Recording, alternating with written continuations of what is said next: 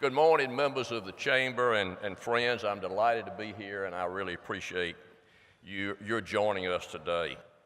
Thank you, Kessel, for your dedication and your work in guiding our Board of Directors in 2018 and leading us to another Chamber of the Year designation. It's hard to top that 2 years in a row. I also thank and welcome the newest members of the Chamber's Executive Committee. I'm proud that we have a strong lineup for the coming years. In 2020, Delta's Peter Carter will serve as chair of the Georgia Chamber, followed in 2021 by Deriso White, who's the president of AFLAC. And then also joining our executive committee are Ben Tarbutton, Tony Hilliard, Heather Tilley, and Dr. Bill Clark. Would you give all these folks a round of applause, please?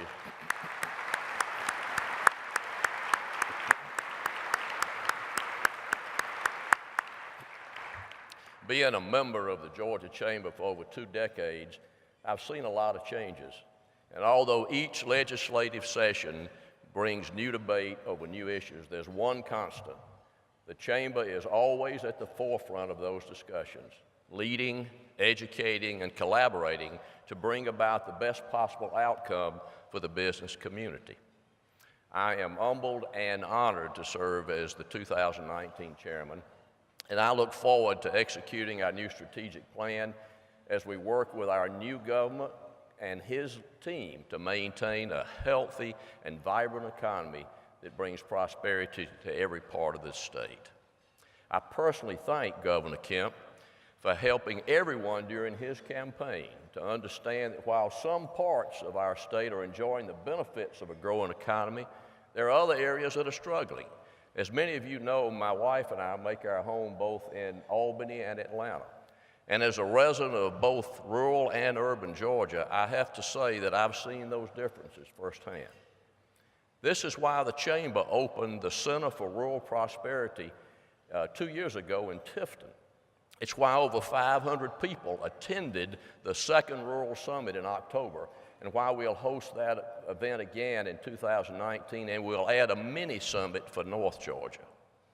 I thank the chairs of our Rural Prosperity Council, Dennis Chastain, who's president and CEO of Georgia EMC, and Matt Reed, who is president of Georgia CEO, for the incredible work that they've done to support all these efforts.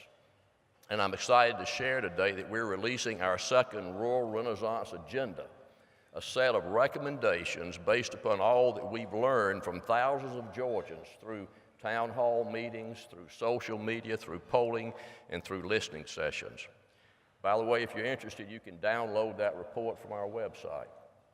Now, we believe these recommendations complement those of the House Rural Development Council, which worked tirelessly over this past year under the leadership of co-chairs Representatives Terry England and Jay Powell. And I want to thank them and all the members of the council, as well as Speaker Ralston, for their commitment to rural Georgia. We look forward to working with you.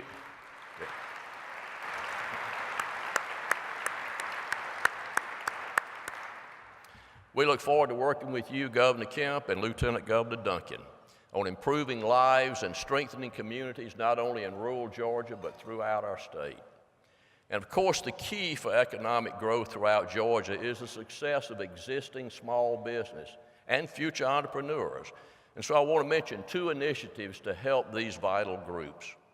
First, to better support members of the Chamber, that our small business, our Chamber is proud to partner with Anthem to launch the Georgia Chamber SMART Plan. That's S-M-A-R-T.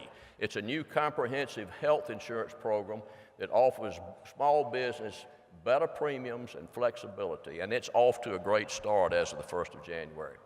Second, we also know that we must do more to engage and prepare the next generation of talent and entrepreneurs.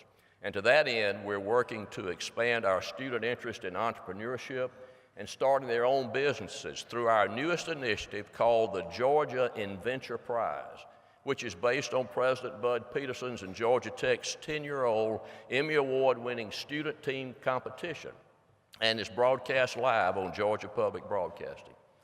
In partnership with the Board of Regents and working with Chancellor Rigby, Superintendent Woods and Commissioner Arthur, this new program builds off this success, expanding the Inventure Prize to students throughout Georgia's colleges, public, private, and technical. I hope that you'll consider supporting these ambitious students throughout this process, and if you're interested, again, just look at our website to learn more. I'm grateful to be involved in these and all the other initiatives. They are only a small part of what the Georgia Chamber will be focused on in the months ahead. And so to share more about the new Georgia Economy Strategic Plan, please help me welcome our President and CEO, Chris Clark.